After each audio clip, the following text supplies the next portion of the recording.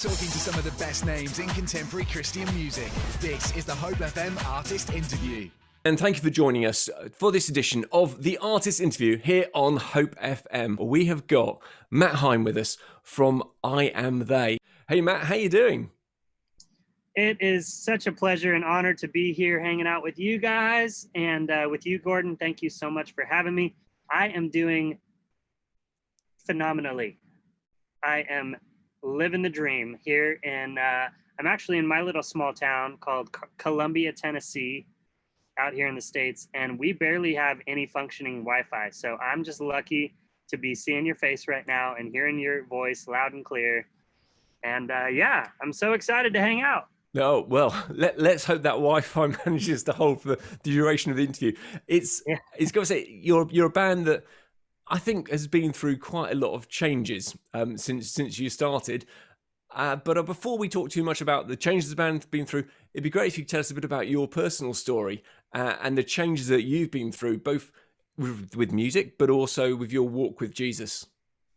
Everything has changed in my world over the course of the last 10 years we've been a band.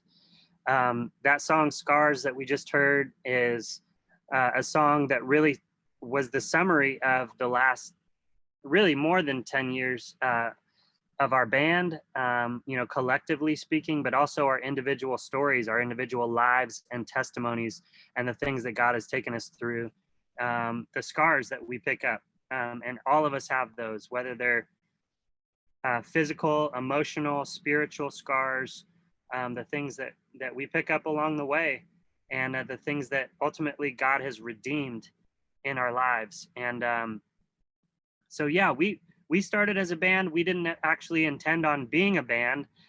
We pulled together one night of worship, and it was just supposed to be one little worship night in a small little church in our hometown of Carson City, Nevada, which is another really small town over on the West Coast.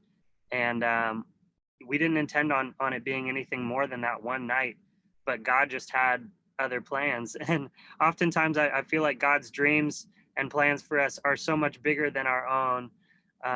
But we just wanted to be faithful with that one night. And we went ahead and just decided to serve our community in that little way.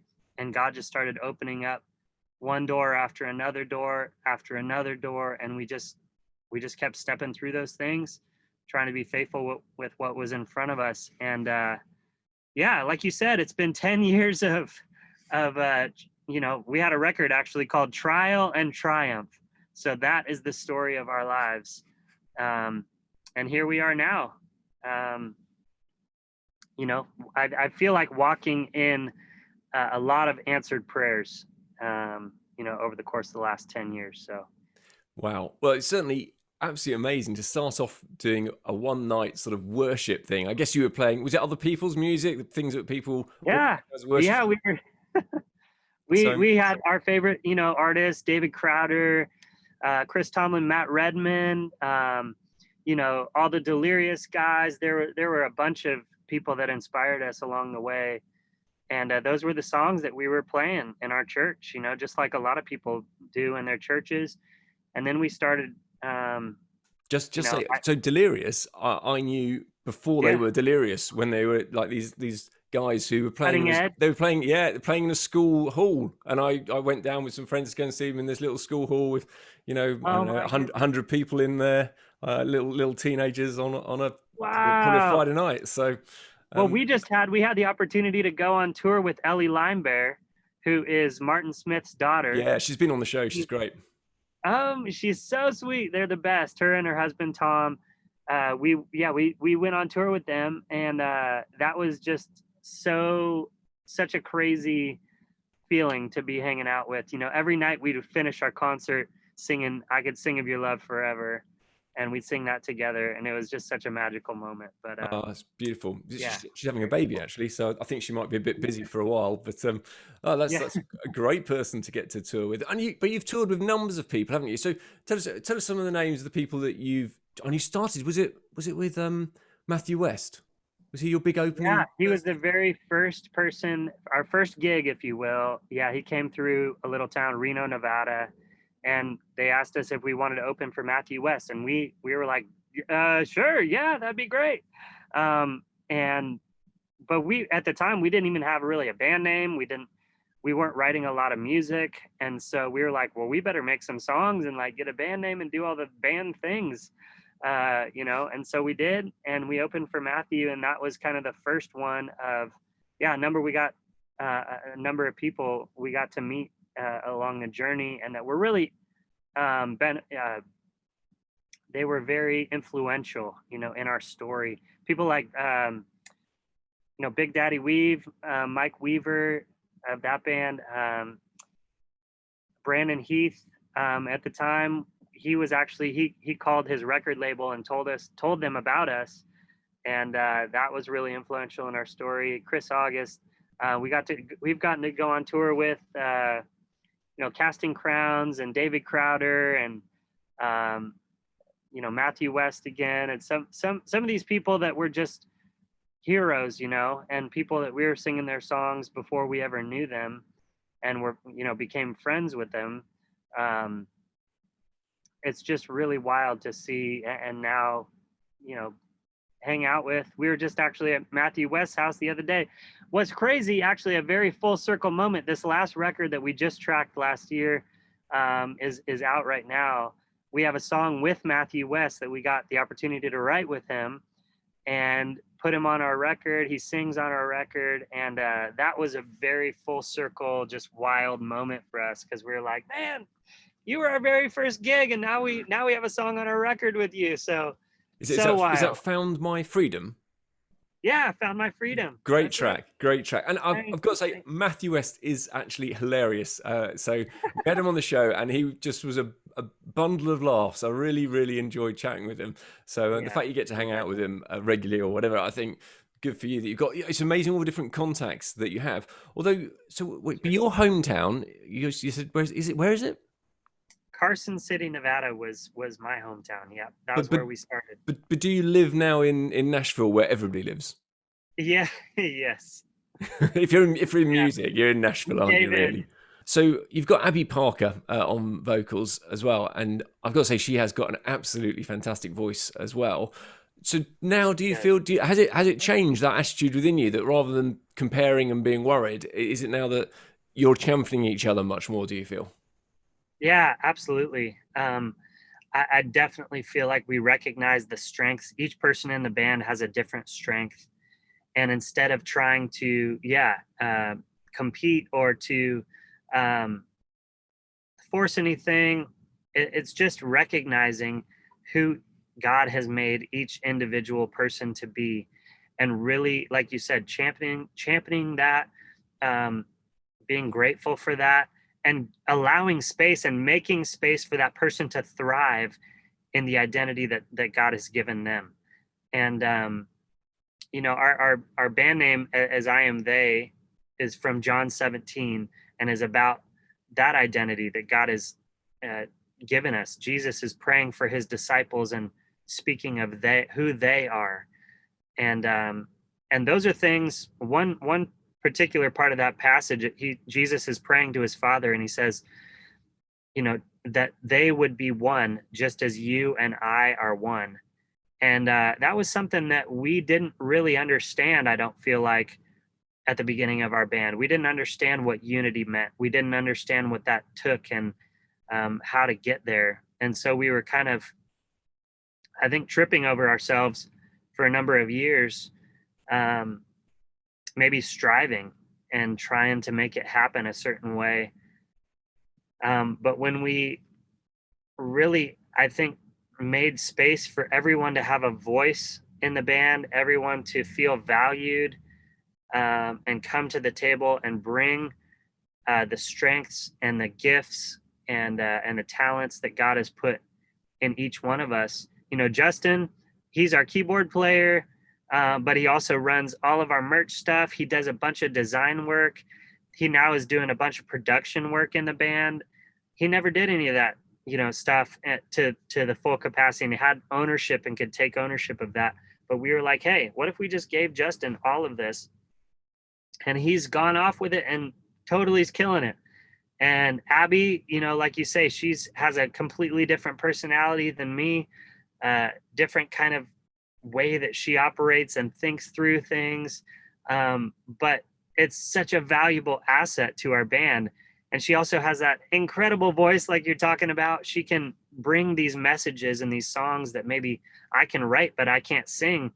And I go, hey, Abby, like you should sing this, and just allowing her to step into the gift that God has given her, and just all across the board. Nicole is our drummer, and she stepped in recently, the past couple of years as a band stepped into that drummer role, but she also tour manages for us. And she's an incredible tour manager, keeps us all in line, keeps us all going, functioning properly, and somehow also plays at this crazy level as a drummer in the band, runs all of that, runs everything from the computer as well, back at the drums. And then Brandon, who's also a newer member in the band, he just recently got married. Brandon was such a gift to this band because, the last guy who was singing in our band, his name was John, was in that role. And he was the guy whose voice you heard on the song Scars.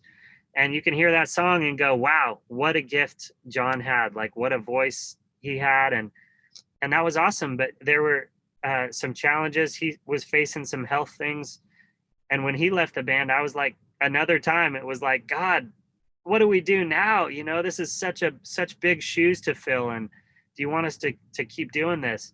And then God brought Brandon, who not only has an incredible voice and can step up in that position, but he has this incredible servant heart.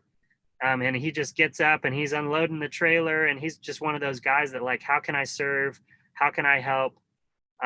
Just has been such a blessing to have his heart and his kind of personality in our group as well. So, and he's an incredible songwriter as well, and brought this huge gift to the band in that regard as well. So, man, I just can't say enough about the people around me, that it's not about me doing it myself or leading the way and feeling like it's all on my shoulders. Ultimately, God is leading the charge. He's putting the people in this band that he wants to really learn our identity again as that it's not about us. It's not about any individual. But if we keep Jesus in the center, he makes it all work. There's a verse, that's been my life verse in Matthew chapter 6, verse 33. It says, seek first the kingdom of God and his righteousness, and all these things will be taken care of. He'll take care of the rest. And so that's what it's been about, just seeking the Lord, and he has taken care of all the rest. And so, yeah. Wow, that certainly sounds like an absolutely wonderful work environment, because it is a work, it is a job, but it's a ministry as well, because you just want to sing about God's goodness in it all. So earlier on you mentioned about scars, and the fact we all have things that we carry and pain that we have experienced and things that have hurt us. Are there things particularly for you where you've been hurt, but you've also seen Jesus bring healing as well? Oh yeah, absolutely. I mean, relationally, it's been tough in the band, like you say, having different changes, people that have, that we started with as a band. We were in a small town in Carson City, Nevada. Those were some of my closest friends. And it was hard to kind of shift gears and to do ministry and to carry forward and continue walking when you lose people that you were linked arms with, from the beginning. So again, that was really challenging for us as a band, and for me personally and individually. And then just our individual and personal stories and lives. We all have testimonies. I was talking about the song Scars was a big song in our story as a band, but we got to share about our personal testimonies and the things that we've walked through as individuals, and some of the deepest and darkest and hardest moments. And sometimes for us as individuals, and we talk about this when we're sharing about this song, we want to hide our scars. We don't want people to see those things in us. And for a long time, we carried those things and didn't, let the light shine in the way that it should have. And I think that was ultimately kind of took us out as a band in those earlier years. And then we got to a place where we were like, hey, what if we just were the band that told the truth? What if we were just honest with ourselves and with the Lord and with everybody else, and we just let people see our scars. And it was this huge, just, I think, shift for us as a band, because ultimately it was a picture of what God wants us to do and what he did. And that was what the song Scars was about, was recognizing that, hey, Jesus went to the cross and he went to the grave and he came back, rose from the dead. But guess what? He could have come back without any marks on him, but instead he came back with scars. And he showed those to everyone. He didn't hide those things. He showed those, and those scars didn't tell a story of death. They told a story of life. And that was recognizing that, our scars find redemption in the scars of Jesus. That's what the gospel message is all about. Just like you're named Hope FM, we have hope because Jesus came back and defeated all of that, defeated all of our past, washed it all away, and gave us a new story. And so we've just been able to share the things in our lives. For me, it was an addiction to pornography, and we have an addiction to drugs, alcohol. Justin was one of the biggest drug dealers in our small town out in Nevada before God brought him into the band and completely rewrote his story. That's obviously, we all have such, we could go on for hours just talking about each of these individual stories. But Abby, she went through divorce. That was a huge challenge for her personally. And I think another thing that a lot of people in the church, try and hide a scar that people don't want to talk about. But divorce is a big issue inside and outside the church. There was, depression, clinical depression, and anxiety and things like that we've faced as a band as well. And so all that to say, man, we're real human beings and we have stories, and God has brought us through the valleys, through the darkness. And they're real things. It's not just words that we flippantly say. We have real stories, but we have real hope. You've been watching The Artist Interview. For the full podcast, click the links below or visit hopefm.com/The Artist Interview.